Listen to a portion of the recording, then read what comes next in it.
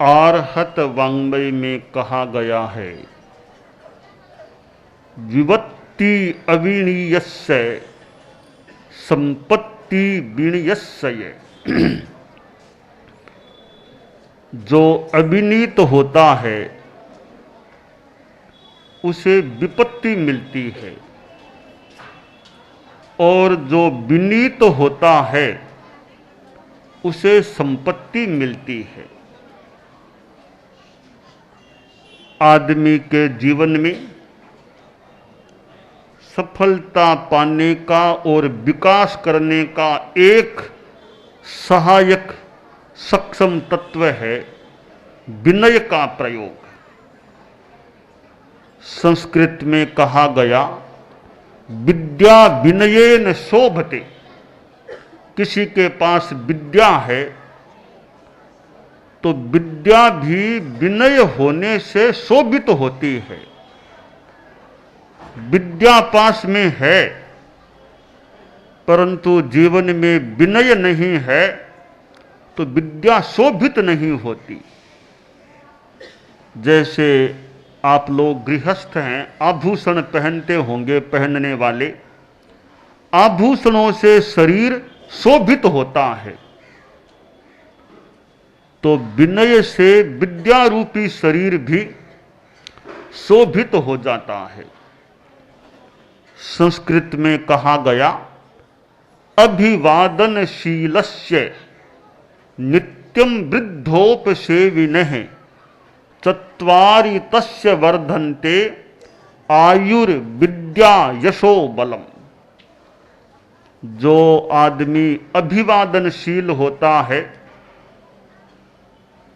नित्य वृद्धों की सेवा करने वाला, उसके जीवन में 4 बातों का विकास, उसका आयुष्य लंबा हो सकता है, उसमें विद्या का विकास, उसका यश बढ़ता है और उसमें बल शक्ति विकसित होती है। विनय एक ऐसा गुण है जिसके होने से और भी अनेक विशेषताएं विकसित हो सकती हैं।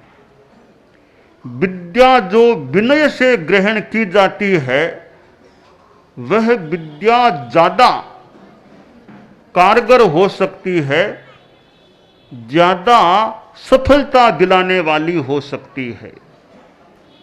इसलिए गुरु से विद्या ग्रहण करनी हो तो विनय के साथ ज्ञान ग्रहण करना चाहिए। एक राजा के मन में कुछ ज्ञान अर्जित करने की भावना जगी। राजा ने एक पंडित से कहा कि आप विद्वान हैं तो मुझे कुछ संस्कृत भाषा सिखा दो। मैंने संस्कृत भाषा का नाम तो सुना है पर संस्कृत का ज्ञान नहीं है मेरे में। उसकी व्याकरण क्या है, व्याकरण के क्या नियम हैं, कैसे बोली जाती है, वो कुछ मौलिक ज्ञान मुझे सीखना है, आप मुझे सिखा दो। संस्कृत भाषा में व्याकरण का तो महत्व है ही। एक श्लोक में कहा गया है, बिना व्याकरणे नंध है, बधिरः कोश वर्जित है, साहित्य रहित है पंगुः, मूकस तर्क विवर्जित है। व्याकरण का ज्ञान नहीं है तो भाषा के जगत में वह आदमी अंधा है। एक पिता ने अपने पुत्र से शिक्षा देते हुए कहा, यद्यपि बहुनाधीशे तथापि पठ पुत्र व्याकरणम, स्वजनः स्वजनो मा भूत, सकलम सकलम सकृत सकृत। कि पुत्र तुम ज्यादा न भी पढ़ना चाहो, न भी पढ़ो, फिर भी व्याकरण का ज्ञान कर लेना, व्याकरण पढ़ लेना, क्योंकि व्याकरण के ज्ञान के बिना स्वजन स्वजनो, स्वेदन, स्वेदन, क्या फर्क पड़ा? स्वेदन, दंत से वाला स्वदन, उसका मतलब है आत्मीय लोग, अपने लोग, संबंधी लोग। अब उस दंत से को तालव्य से कर दो तो स्वेदन यानी कुत्ते, कुत्ते हो जाएंगे। तो कितना फर्क पड़ गया। सकलम, सकलम, दंत से वाला सकल यानी समस्त, सर्व, और तालव्य से वाला सकल दूसरा अर्थ देने वाला। ऐसे व्याकरण का ज्ञान हो तो भाषा का सही प्रयोग हो सकता है। इसलिए पिता ने कहा तुम और कुछ भले न भी पढ़ो, ज्यादा व्याकरण का ज्ञान कर लेना।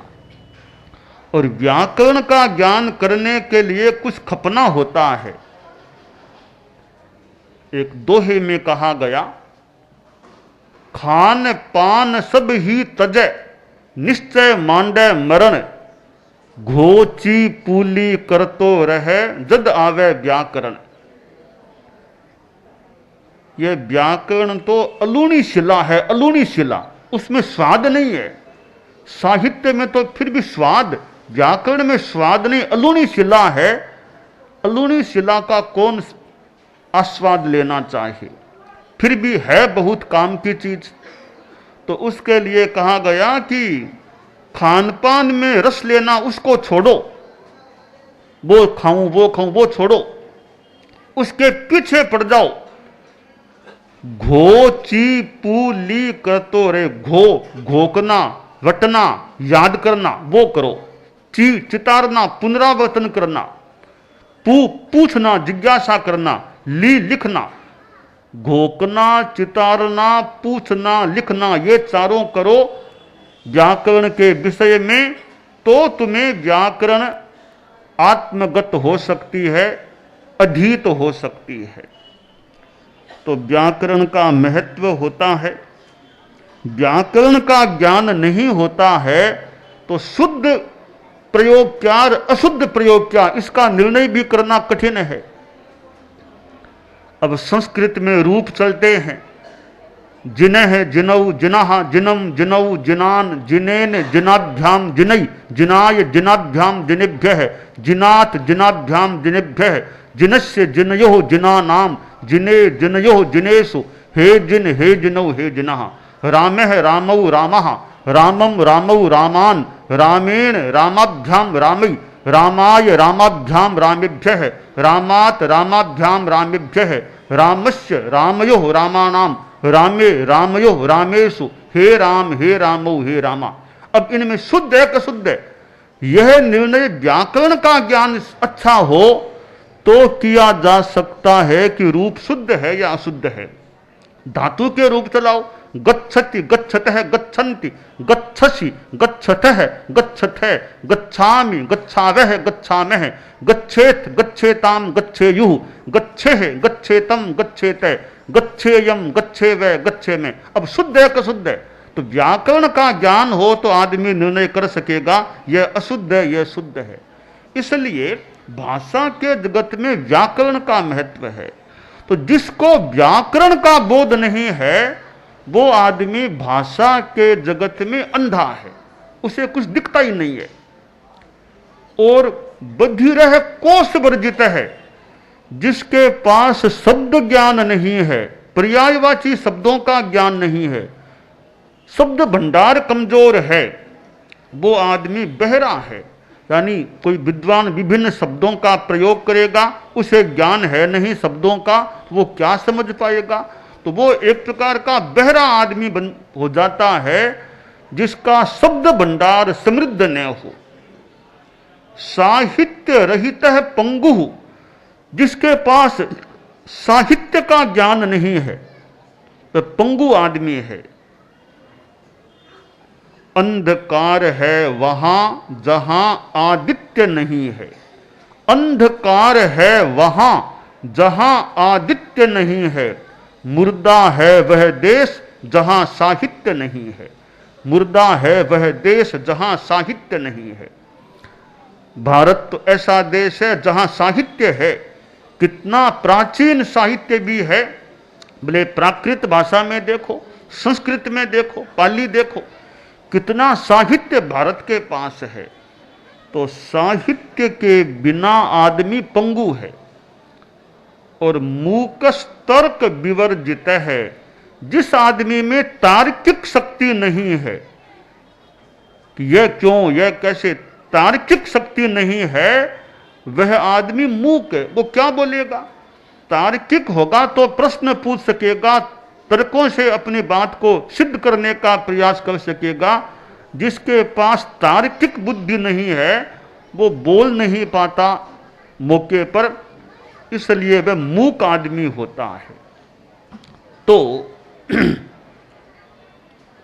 जब राजा ने संस्कृत भाषा का अध्ययन करना चाहा, पंडित जी से कहा कि आप मुझे संस्कृत भाषा सिखाओ। पंडित जी ने कहा ठीक है राजन, आपका मैं तो आदेश ही मानूंगा कि मुझे अध्यापन का काम करना है। हाँ पंडित जी आप शुरू कर दीजिए। तो राजा तो उच्चासन पर बैठा था, पंडित जी को नीचे ही स्थान दिया गया बैठने के लिए। पंडित जी ने कुछ प्रयास तो किया कि राजा को संस्कृत सिखाऊं। कई दिन हो गए पर राजा को संस्कृत भाषा का ग्रहण नहीं हो रहा था। तो राजा बोला पंडित जी इतने दिन हो गए आपको, रोज 1 घंटा में लगाता हूं अध्ययन में, पर कोई बात ग्रहण नहीं हो रही है। पंडित जी बोले महाराज मैं तो क्या कहूं आपको, ग्रहण क्यों नहीं हो रही है। इतने में ही कहते हैं कि नारद जी वहां आ गए। नारद जी, राजा ने प्रणाम किया, ऋषि जी महाराज नमस्कार। नारद एक महत्वपूर्ण व्यक्तित्व, एक साधक व्यक्तित्व का। नारद जी महाराज इतने दिन हो गए,